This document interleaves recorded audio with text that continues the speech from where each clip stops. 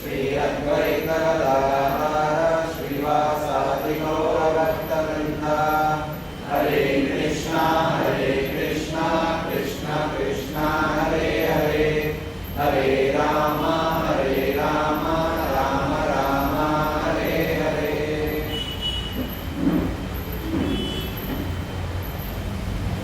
Hare Krishna. Hearty welcome to all the devotees for our Pilgrimage program. So in the last 5 weeks, on the occasion of Narasimha Chaturthi, we discussed from 7th canto of Srimad Bhagavatam, discussing the pastime of the appearance of Narasimha Dev and also various activities of Prahlad Maharaj. So as we have mentioned at the end of the last class, so today onwards we will be discussing from Srimad Bhagavatam, Canto 3. There is a section of 8 to 9 chapters called as the teachings of Lord Krishna. So during lockdown, we were discussing from 2nd canto and eventually 3rd canto. We went through various chapters. Eventually we came to the section of teachings of Lord Krishna. We kind of discussed 1 or 2 chapters. So we will do the whole section in a thematic way from this week onwards. So we have made a poster with so many things. So starting from this week, maybe all the way up to Janmashtami or Radhashtami, we will be discussing the entire section of teachings of Lord Krishna, chapter by chapter. May not be in chronology, but theme wise, according to the theme which we put in that poster. So before coming to this section, why we have chosen this particular topic to discuss in thematic study? The reason is, many chapters back, in the 5th chapter and in the 10th chapter and also the 12th chapter of 3rd canto, 5, 10 and 12. In those 3 chapters, there was an interesting information was given in the 3rd canto, which is elaborately explained in our book Bhagavatam and Thematic Study, that Bhagavata Vichar. That one chapter is dedicated to explain all this creation in the 3rd chapter. So, for creating the entire material universe, Lord Vishnu uses Prakriti, the material nature. Prakriti has got 3 components. Prakriti in itself has 3 functions to perform. So one function is performed through the medium of Pradhana. The second function is performed through the medium of Avidya. The third function is performed through the medium of Vidya. Pradhana means the material nature consisting of 3 modes. The mode of goodness, which is also called as Sattva-guna. The mode of passion, which is also called as Rajo-guna. The mode of ignorance, which is also called as Tamo-guna. So with the help of these 3 modes, Prakriti gives birth to 24 material elements. The 24 elements are Pancha Mahabhutas. Kindly count: earth, water, fire, air, ether. And these Pancha Mahabhutas have 5 special qualities. Earth has the quality of fragrance, water has the quality of taste, fire has the quality of form, air has the quality of touch, ether has the quality of sound. 5 plus 5, 10. And these 5 qualities we experience through our 5 jnanendriyas. Through our ears we experience sound, which is the quality of ether. Through our skin we experience touch, which is the quality of air. Through our eyes we experience the form. I am able to see all of you are able to see me. With the help of light. Only the light is there, that's why we are able to see each other. If there is no light we can't see. So in that way. And with the help of tongue, we experience taste, which is the quality of water. Any food item that we prepare, if that food item does not contain water element, it will have no taste. So taste is through water. And finally, we experience fragrance through our nostril, which is the quality of air. All food products actually growing from air. That's why every food product we eat as fragrance. Not only food product, even every flower that is coming from a plant, which is coming from the air, will have fragrance. So something like that. And total 15. 5 Panchamahabhutas, 5 qualities which are called as 5 Tanmatras, and 5 Jnanendriyas. And we also have 5 Karmendriyas. Mouth to speak, hands to collect some object, to give some objects to others, legs to walk, to move from one place to other place, genital to beget children, anus to expel the waste product in the body. These are the 5 Karmendriyas. And we have 4 internal senses. The mind, which is the storehouse of all our experiences. Whatever experience we go through, currently we are feeling a little bit, today morning it was raining, so it's like some kind of new experience. Till yesterday it was like very hot. Today it is kind of humidity plus heartbeat, both are there. So it's kind of new experience. So all these experiences are stored in the mind, good or bad experiences. And then we also have intelligence. Whatever information we receive through our 5 Jnanendriyas, eyes will see, the ears will hear, that information is analyzed by intelligence. It is intelligence will tell what is what. When I see this particular object, which is like a 3-dimensional object, like a cubical thing, the intelligence will analyze it and realize that, okay, this is a black in color, it is made up of glass on the top and plastic behind, and inside some PCB structure is there, and it is called as mobile. It is intelligence will tell what is what. So everything that we go through. And then we have ego or ahankara, that will give us some identity. Currently my identity is, I am the son of so and so parents, my mother, father. I am born and brought up in so and so place. I have my education qualification so and so. I am an employee of a particular employer. Currently for me, I am a brahmachari of Chowpatty temple. I am a male. If married, I am husband. If children are there, I am father. If grandchildren are there, I am grandfather. Like this, we have so many identities. That is through ego. And finally, there is something called as Chetana. What is Chetana? I will not discuss now. We will discuss later. Chetana is basically, it is a counterpart of intelligence. Intelligence will give us the knowledge. Intelligence will help us understand the information about the matter that we see around. Through intelligence, we understand everything about the matter. In school or in college, whichever student scores well, what do we call them?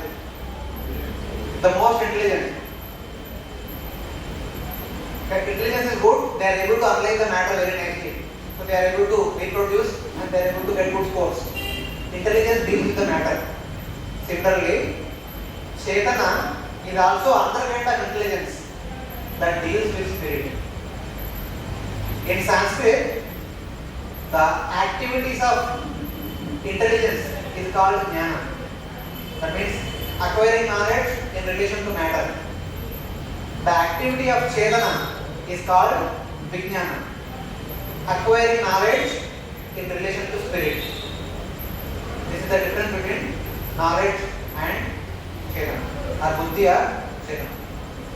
There are the 4 subtle elements which are there within us. Like these 24 elements are created by Prakriti. One aspect of Prakriti. Combining these 24 elements, our body is made. Whether human body or animal body or plant body. Plant also has all the 24 elements. Aquatics, reptiles, mammals, devatas, all the way up to Brahma. Every living entity living in this material world will have a body made up of these 24 elements. This is the first function of Maya Devi. The second function of Maya Devi is called as Avidya, which will give us an identity as long as we live in this material world. Avidya itself will have 5 subcomponents. They are called as Avidya, Asmita, Raga, Dvesha, Abhinivesha. What these five functions will do? As soon as the jiva comes into this material world, before coming to this material world, jiva was living happily in the spiritual world, understanding that, my dear Lord, you are my master, I am your servant. But jiva wanted to enjoy separate from the Lord, or jiva wanted to imitate the Lord. In the spiritual world, there is only one Ishvara, the Supreme Lord. Remaining all Vaikuntha Vasis are Vrutyas, Sevakas are servants. But jiva knowingly or unknowingly want to experience that Ishvara Bhava. What it means to be Ishvara, what it means to be the controller, what it means to be the Lord. To experience that feeling, jiva comes to this material world. So for jiva to experience that feeling, the jiva is supposed to forget his Nutya identity, his identity as a servant. Forgetfulness of one's original identity is called as avidya. Means we lose our knowledge of our original identity. That is called avidya. That is the first layer. The second layer is, as soon as we come here, we forget who we really are. But as long as we live here, we need to have some identity. That identity is given by asmita.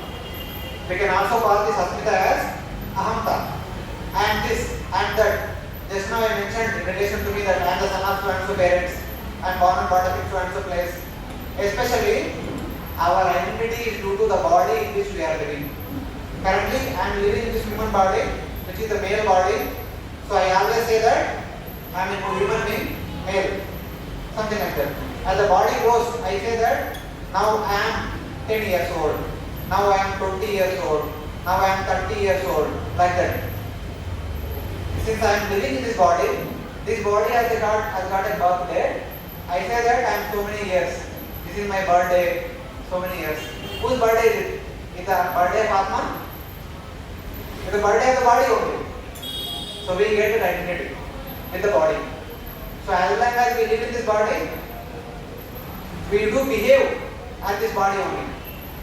For example, in my previous life, I happen to be a dog. And now, I have taken birth in this human body.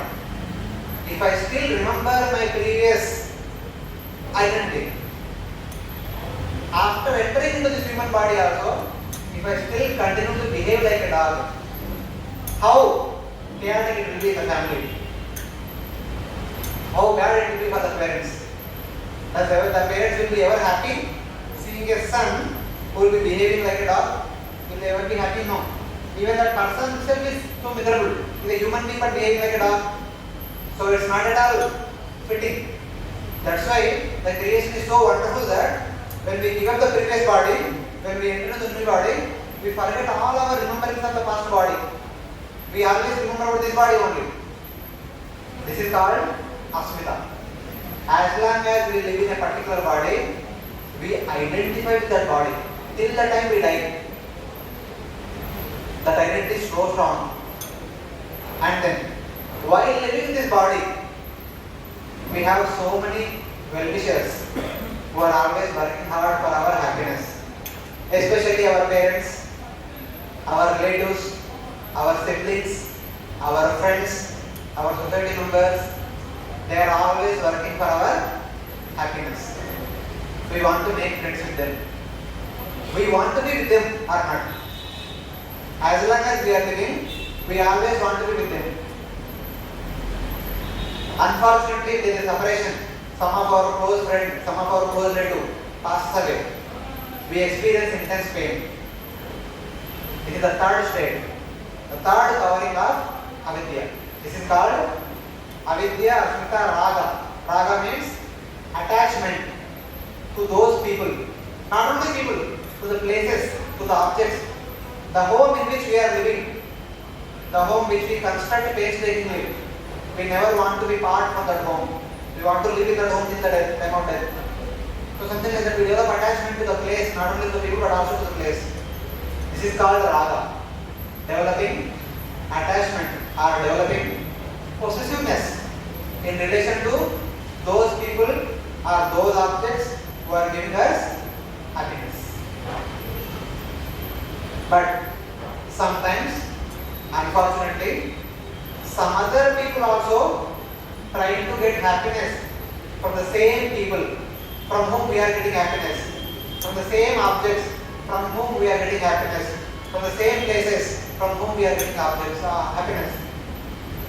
There is one object, two people are trying to get happiness. There is always conflict. This is called Dvesha. So there is only one object. I want to enjoy this object and somebody else also wants to enjoy this object. So we both fight with each other. That is called Dvesha. This is the fourth covering of Avidya. And finally the fifth covering of Avidya is, all of us know that there is something called death. Because every year we celebrate our birthday. Externally all of us are happy of the day of our birth. The celebration is there, cake cutting, all the friends will come, they wish us, and so many gifts will be received, etc. But in the back of the heart we think that 1 year lost and coming close by 1 more year, like that. So people in general, they make plans. Before death comes, let me enjoy it as much as possible. Death means full stop to all my enjoyment. Who knows whether next life is there or not? Who saw next life is there? We don't know. This is the life meant for my enjoyment. Eat, sleep or be merry.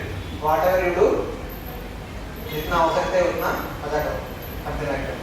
So this is called Abhinivesha. Deeply immersed in the thought of enjoying more and more before death comes. These are the 5 coverings, or these are the 5 conceptions are coming from Avidya. Because of this, here you see multiple things are there. We have forgotten our original identity, that we are the servant of the Supreme Lord, Lord is our master.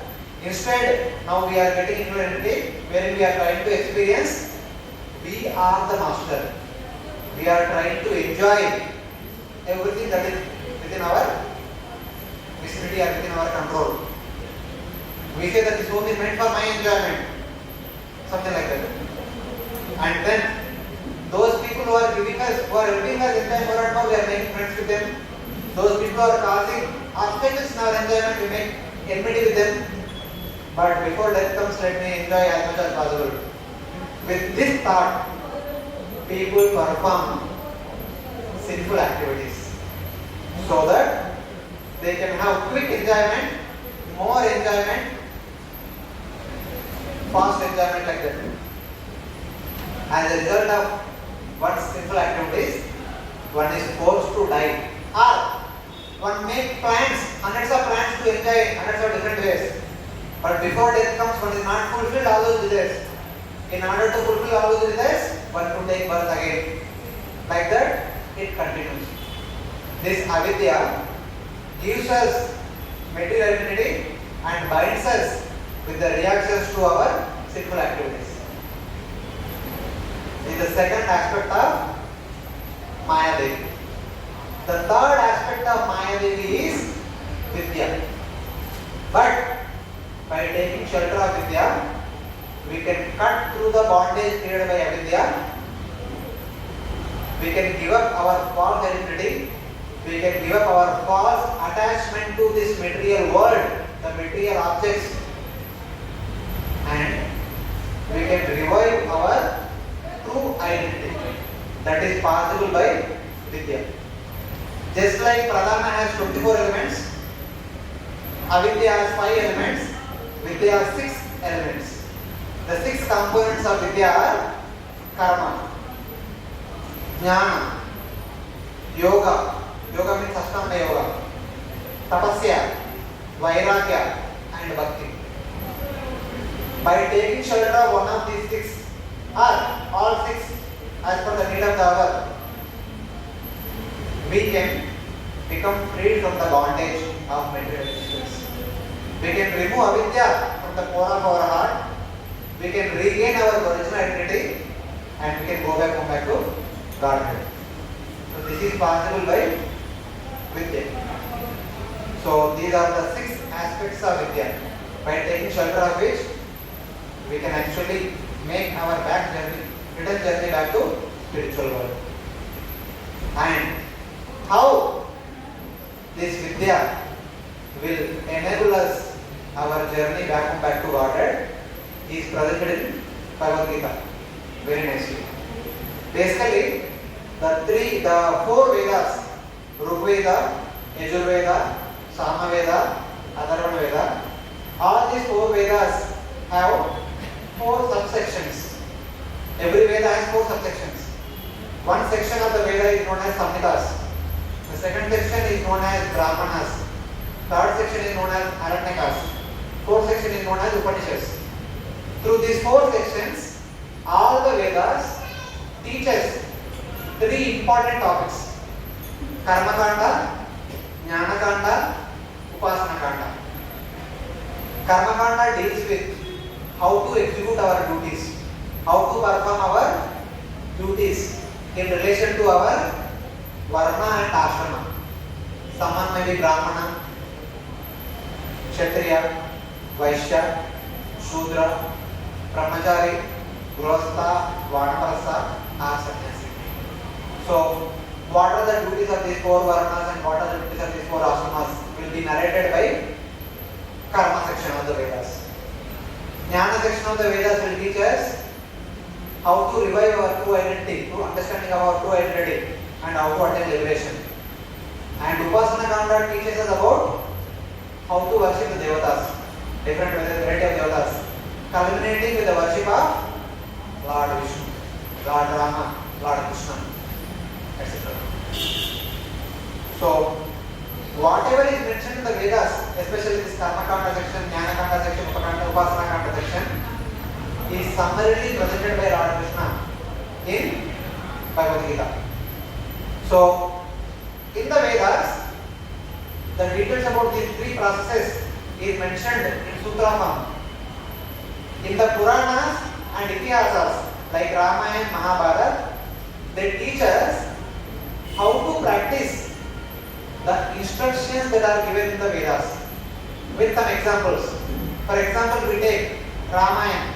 In the Ramayana, we see how the 4 brothers, Rama, Lakshmana, Bharata, Shatrugna, how they have implemented the teachings of the Vedas in their daily life. That we can understand from Ramayana. Same way, how the 5 Pandavas implemented the teachings of the Vedas, we can understand from Mahabharata. Like that, there are many devotees. How different devotees have implemented these teachings in their daily life, culminating in bhakti from various Puranas. There are 18 major Puranas, 18 minor Puranas, like that various scriptures are there. All these scriptures will teach us through various examples. Like we discussed about Prahlad Maharaj, how Prahlad Maharaj practiced bhakti under all different circumstances. Even though his father was trying to kill him, but he never gave up his service towards Lord Krishna. Something like that. So Ramayana, Mahabharata, all the Puranas give examples. But at one place, they also present in summarily all the sadhanas that we can see in Bhagavad Gita. Lord Krishna speaks. That comes in the Mahabharata. The same Bhagavad Gita again repeated in Bhagavatam in the form of teachings of Lord Kapila. In teachings of Lord Kapila, we see the same teachings of Bhagavad Gita repeated, which is the essence of all the Vedas. So the teachings of the Vedas are Karma Kanda, Jnana Kanda, Upasana Kanda. And those teachings we see in teachings of Lord Kapila in the form of Karma, Jnana, Ashtanga Yoga and Bhakti. Out of the 6 angas of Vidya, the Tapasya goes along with Jnana, Vairagya goes along with Ashtanga Yoga. So in total we have 4 paths. Different people living all around us try to be in one of the 4 paths, either in Karma, or in Jnana, or in Ashtanga Yoga, or in Bhakti. So starting from today onwards, let us try to understand what are these 4 processes, how to practice them, who are practicing them, what will be the result of practicing these 4 processes. As we normal living entities, this entire world is surrounded by three modes of material nature. We are always affected by our surroundings. Sometimes our surroundings may be in a mode of goodness. We are affected by mode of goodness. Sometimes our surroundings may be in a mode of passion.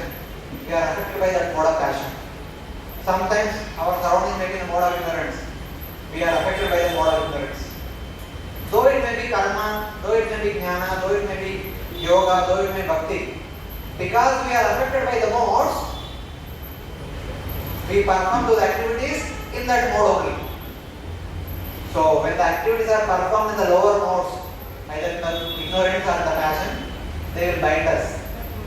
When the same activities are performed in the mode of goodness, they will help us move towards liberation. So this is the principal categorization, the principal differentiation among all these four paths, but in three different modes. So that's why in the poster I have mentioned that today we will be discussing about karma in the mode of ignorance. Next week we will be discussing about karma in the mode of passion. Then third week we will be discussing about karma in the mode of goodness. Later on in 2 weeks we will discuss about what is jnana and how jnana is being practiced in three modes.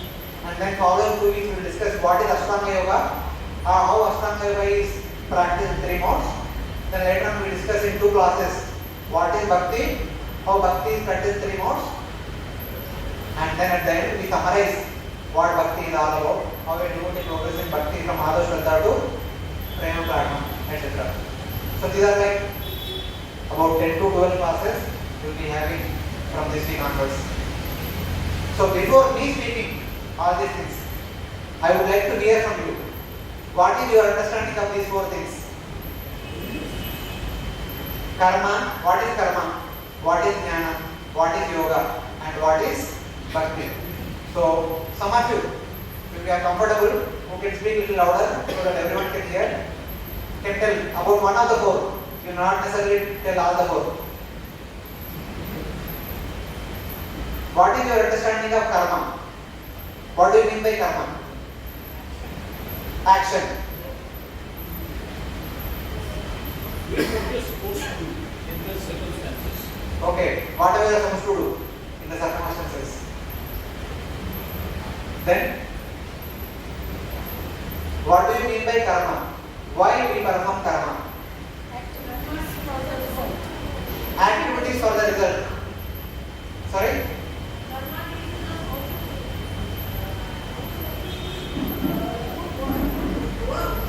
Okay, how to work? Karma means work. Thank you. Anything else? Okay, karma means action. Thank you.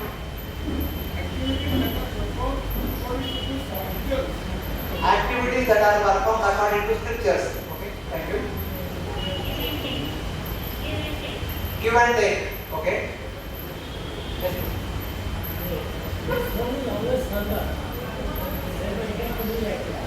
Okay. Soul is always serving. It is attached to action. Thank you. Action and reaction. Thank you. What is jnana? Sorry, knowledge. Sorry? Awareness. Okay. What is jnana? Concentration. Yes, Madhuri?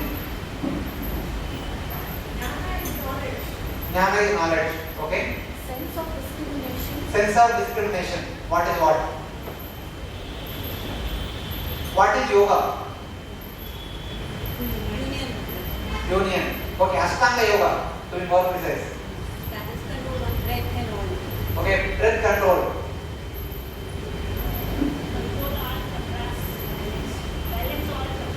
Okay, balancing the 6 chakras that are there in our body.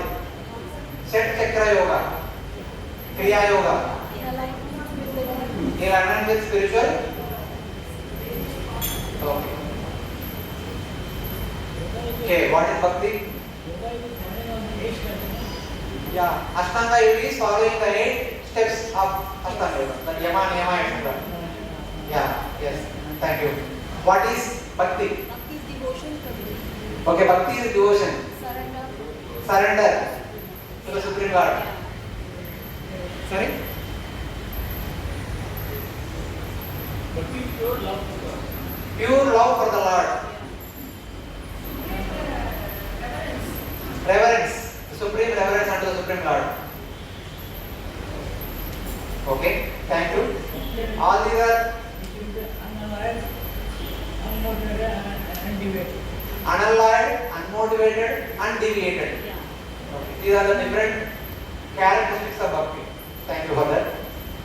So, all whatever you said is correct, but we'll try to understand from the very root. So now, I am a brahmachari. All of you are grostas. You have your responsibilities towards your families. Okay. What do you do in order to fulfill your responsibilities to your family needs and requirements? We serve the family members, everybody. Yeah, serve the family by earning money. Yes. Serve means it cannot happen just like that. Yeah. So, in the past, they use the earning livelihood is based on their training in the family. If they are born in Brahmanical family, they do Brahmanical activities there. But nowadays, we are going to school. We have been selecting our choices subjects. After 10th class, we are selecting either maths or science or arts or commerce or something like that, economics or something like that. So based on that, our career is decided. So we become educated in a particular subject matter, and we become expert of the subject, and we become a performer of activities in that particular field. Somebody might become doctor, somebody might become engineer, somebody might become CA consultant, etc. So many other things. So many options are there we have. So all these activities are basically performing some activity so that we can attend to the responsibilities that we owe towards our family. How? What are the different ways performing these activities? Then, for example, we select one activity. Any activity, for example, we select the activity of what we can give an example. Huh? Not teacher. Teacher may not be a best example sourcing that. Okay, we will select the example of scientist. A person studied well and became a scientist. What are the different ways the scientist can perform his duties?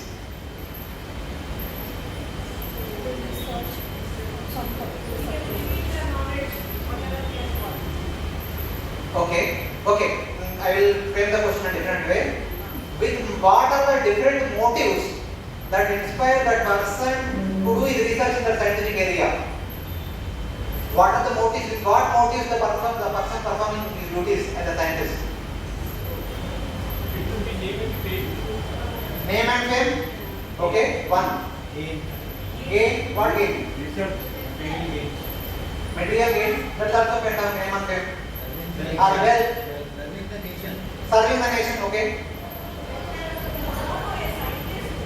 General humanity welfare, welfare of humanity. Okay. See, why I am asking the motive because I have mentioned we are always affected by our surroundings.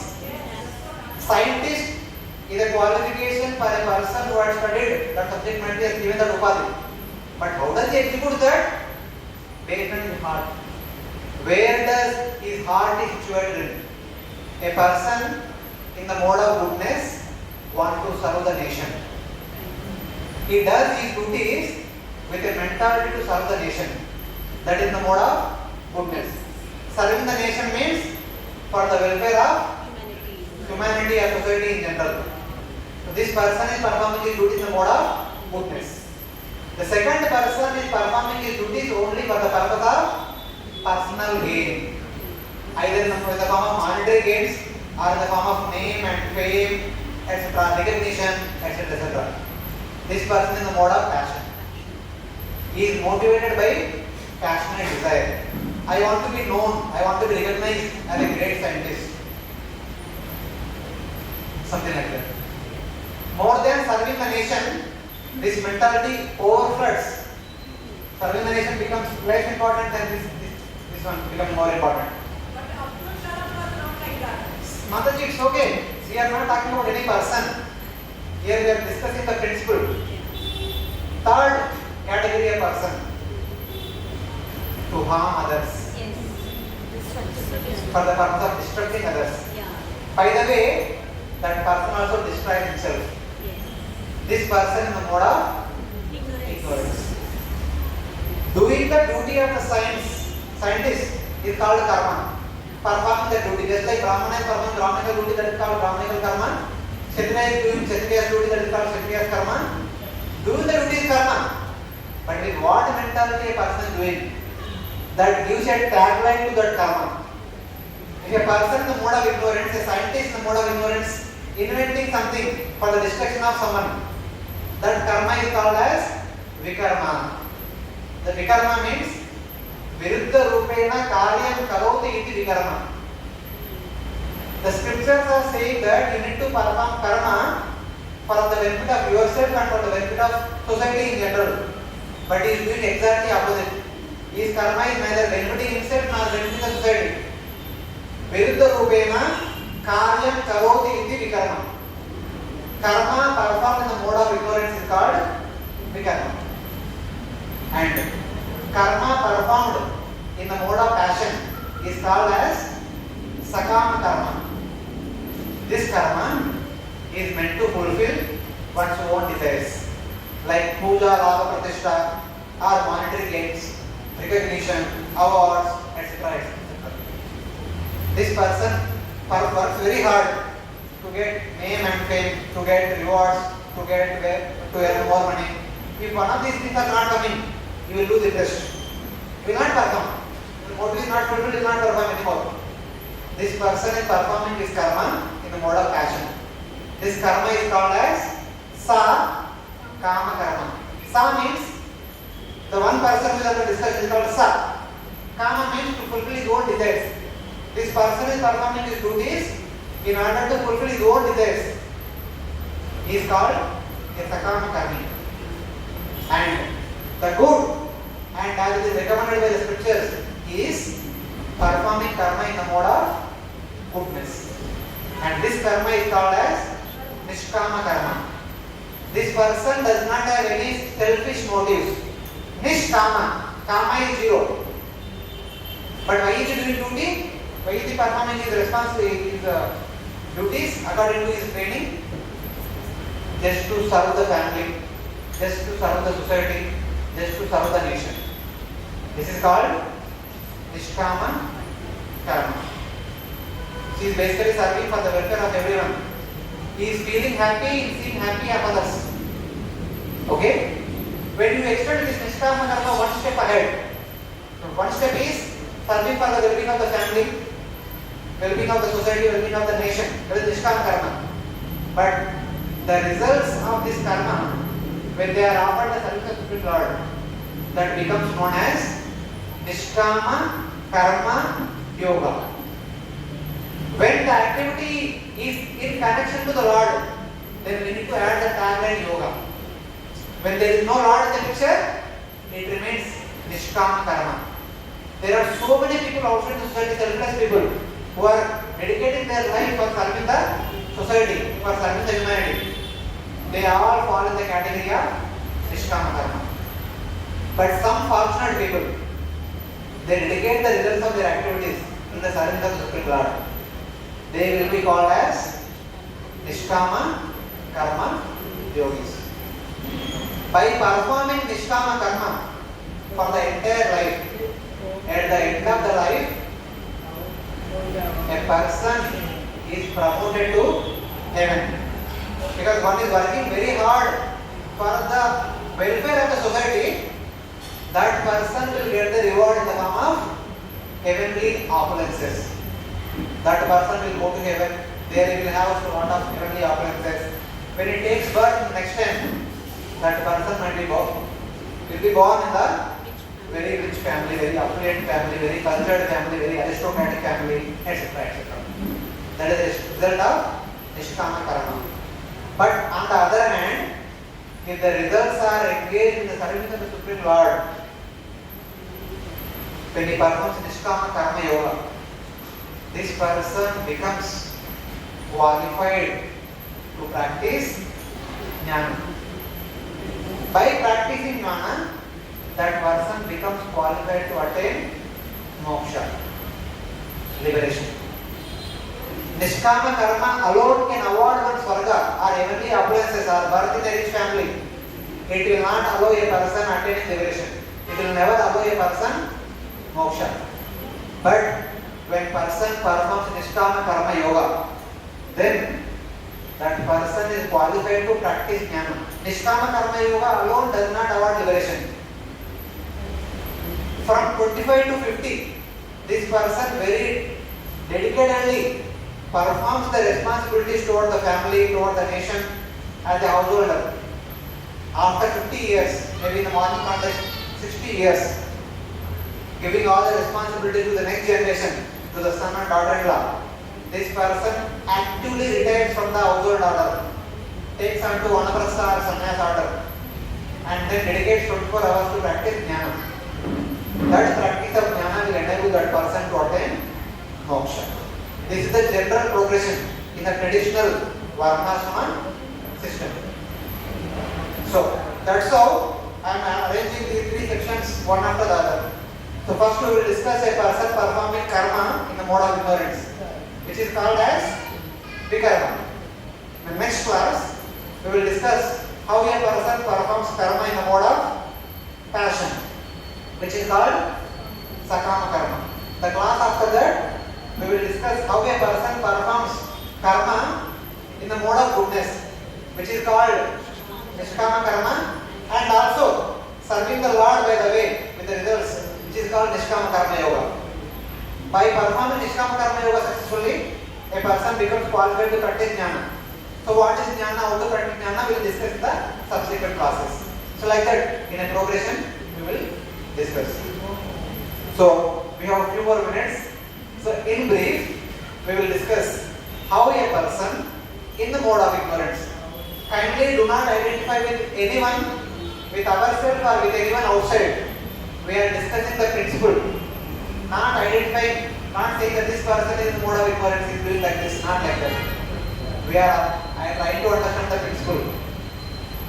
So, in third canto, in chapter 30, Lord Kapila talks about a person in the mode of ignorance.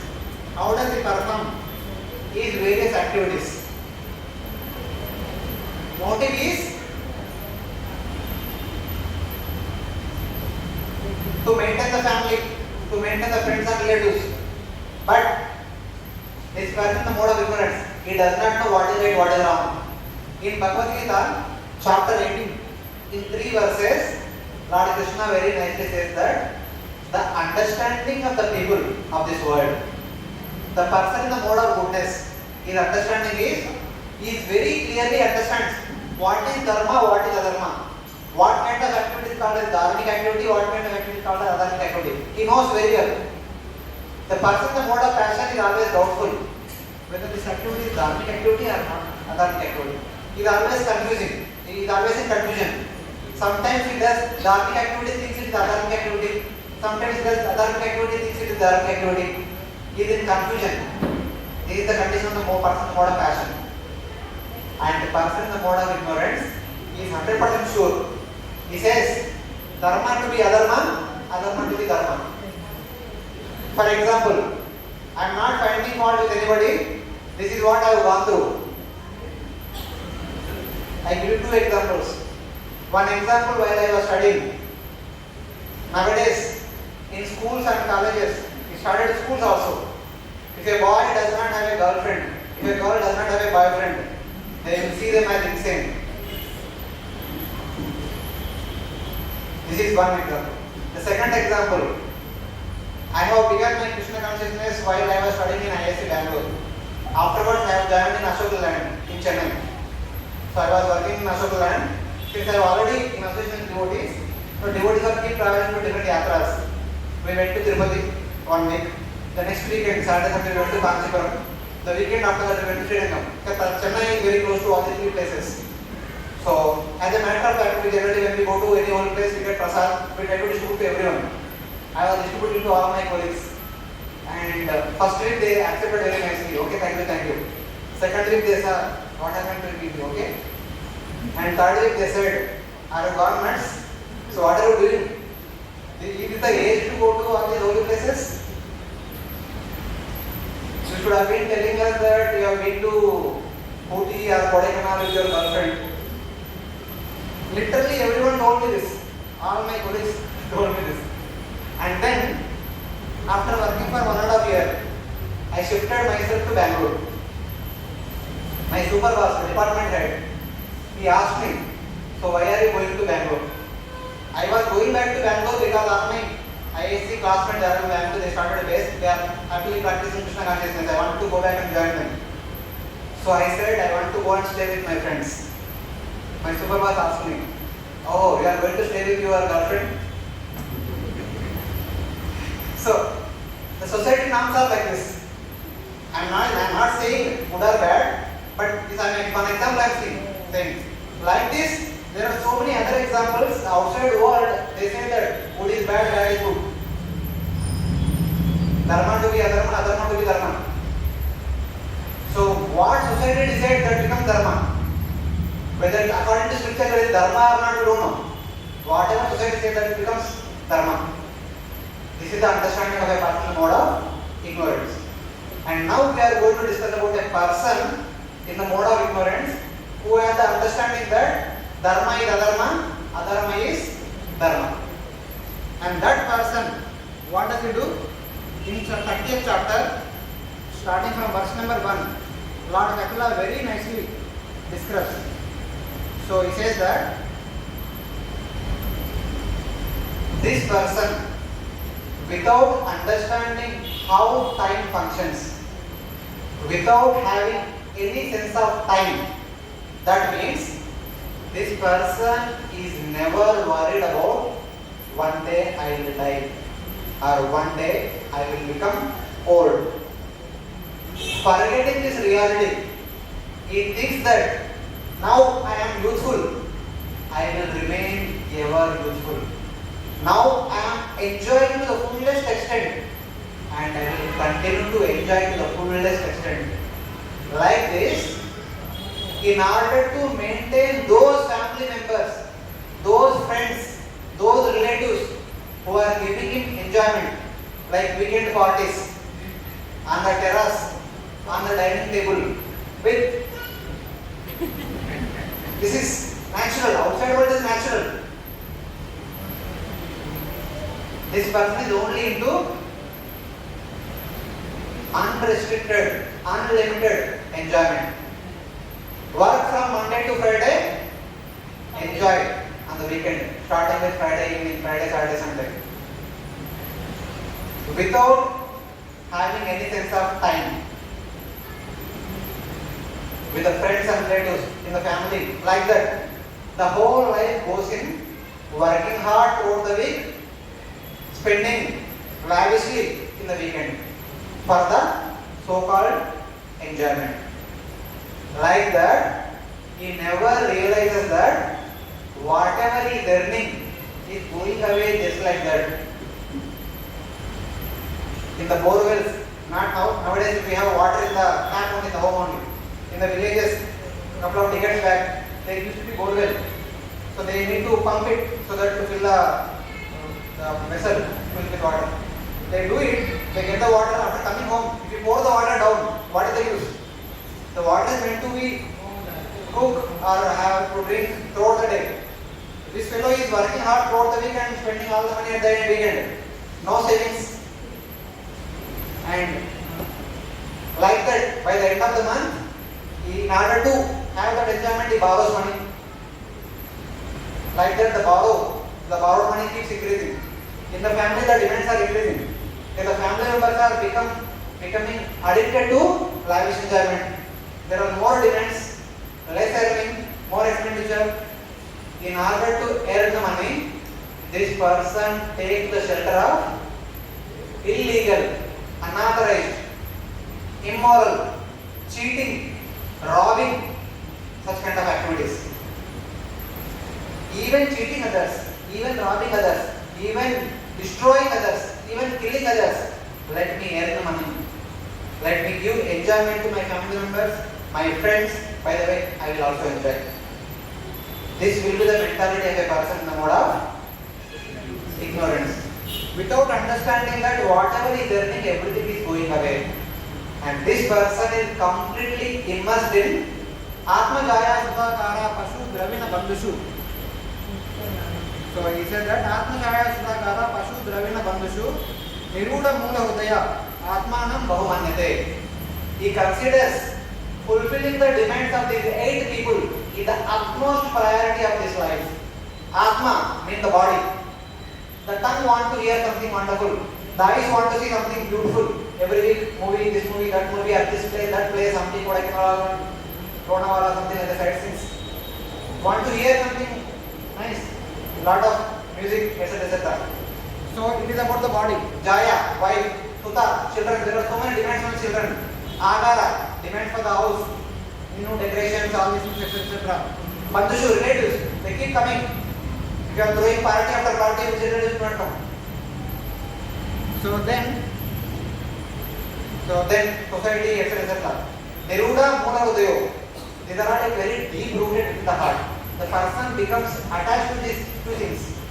Life means fulfilling the demands of all these different people, so that I will be happy in their company. So like that. So with this, he takes on to all sinful activities. He is killing others, cheating others, robbing from others, causing misery to others for one's own enjoyment. By the way, without his understanding, one day he will become old. When he becomes old, he can't earn anymore.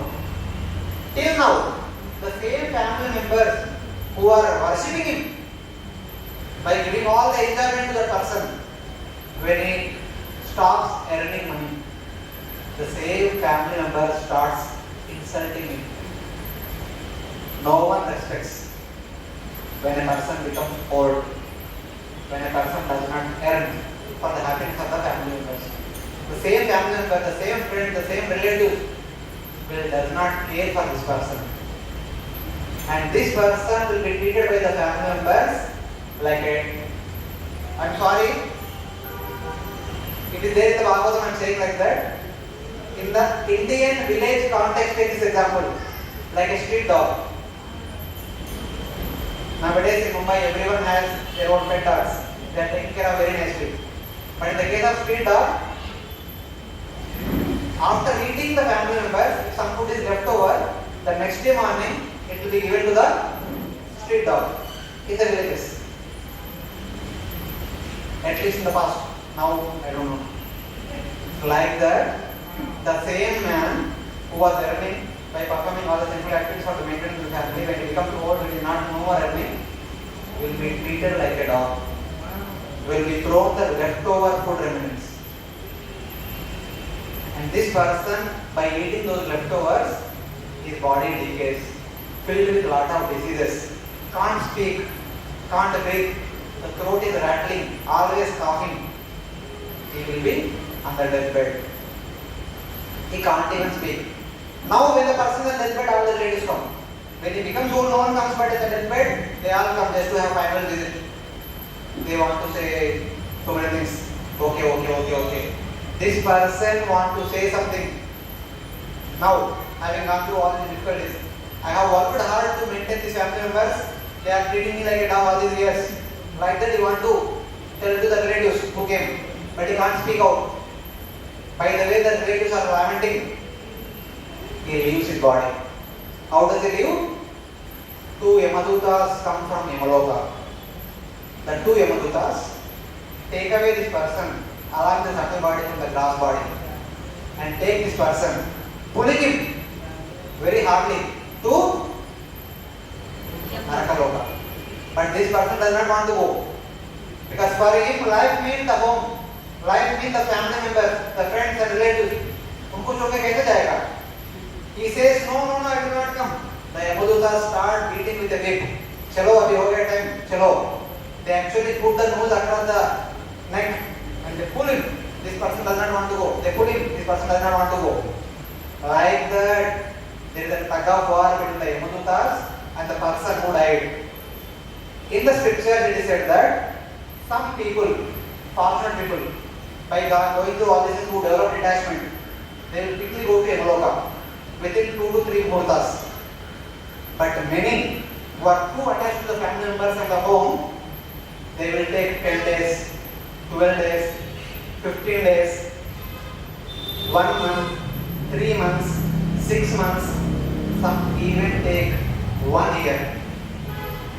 They wanted to go, the Yamadutas wanted to take him to Yamaloka, but this person does not want to go. They are pulling him, beating him, still he is not going. And the path is described as, it is like the hot sandy path in the hot summer. Now currently we are going to summer, we are taken to Thar desert. How it will be? That is the path to the hell. There are no trees. There is no shade. There are no water ponds. In order to drink water sometime. There are no chapel. And this person will be dragged. If he walks, fine, only feet is burning. But this person does not want to go. He is flat, they are dragging him. When they are dragging this person, the hot sand, the whole body is burning. And there is sun on the top, hot sun like a fire. So in that miserable condition, this person will be taken to the hell. Bhagavatam says that the hell is at a distance of 99,000 yojanas, which is equal to 1.28 million kilometers. The distance between this place, currently where we are, from here to hell, it is 1.28 million kilometers. That means almost 13 lakh kilometers in our Indian currency kind of thing, Indian numbers. 13 lakh kilometers. That much distance he will drive. That much distance he has to walk or run or whatever. Because this person lived whole life in a very, very sinful way. Having gone there, for all the sinful activities that he performed, he will be given equivalent punishment. Very, very, very severe, thorough punishments. For many decades, many years, many centuries. Like that. After having gone through all the thorough punishments, this person supposed to take birth in the lower species. I will give you some little analysis. Normal person in the outside society, according to the society norms. I am not supposed to ask this question to all of you, but we are discussing the principle. In one's life of 70 years, how many chickens he must have ate? How many eggs he must have ate? How many goats he must have ate? That means not the complete goat. How many times he must have ate goat meat? For every time eating goat meat, one goat has to be dead. That many times this person is supposed to be born and died like a chicken, like an egg, like a goat. What to speak of that? Even how many food grains in the form of rice, wheat, beans we have eaten, that many times we have to take birth as that particular plant. There is no excuse. How one can become excused, we will discuss when we come to Bhakti section. But for a person in the mode of ignorance, whatever we have accepted, we have to repay. This person has cheated so many people. He has to be cheated that many times by others. Everything will happen in the opposite order. So this person has to go through all the species, different plants, different vegetables, different fruits, different animals. Then eventually will take birth as human being. By the way, having gone through Elish punishment, having gone through lower species, if there is a good fortune, this person will understand that enough is enough, let me not perform any more sinful activities. Then his consciousness raises from mode of ignorance to mode of passion. Then what does he do? How does he perform all the activities? That we will discuss in the next video. So now, by taking shelter of sinful means, he is performing all the activities. Next week he will not take shelter of sinful means, but he will take a moral conduct, but still works for his own selfish enjoyment. That we will see in the next week. So this is whatever I have said, everything is from Bhagavatam, Canto 3, Chapter 30, You have 1 week time. I request personally all of you, please read this chapter. If you want, you can read the 31st chapter also for the next week discussion in advance. But at least read this one chapter in this 1 week time so that you get more readers what it is and all. So thank you very much. We will stop here for today. We will continue next week. ग्रंथरा Shrimad Bhagavatam की जय। श्रील प्रभुपाद की जय। कोटि वैष्णव भक्तवृंद की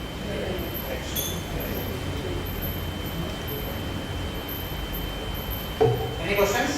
No, no? I'm really sorry. This chapter is very graphic, very ghastly. We need to discuss it like that.